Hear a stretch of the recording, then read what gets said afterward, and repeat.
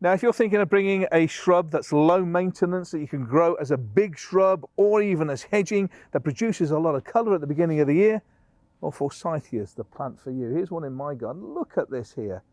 Beautiful flowers that appear on the plant before even the leaves do. So it looks much more golden. When you're pruning your Forsythia, you want to get going straight onto it as soon as it's finished flowering.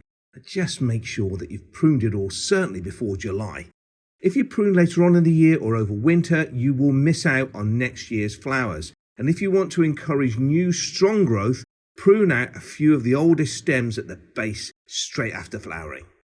But if you want a big bush that's low maintenance, that's quite cheap to buy as well. You can pick them up for about £10–15 and it'll be in your garden for years.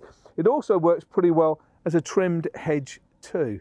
So Forsythia, spring colour at the beginning of the year and a really good dense plant to grow in the borders or use as a hedge. For more great information, visit my website, daviddomoney.com.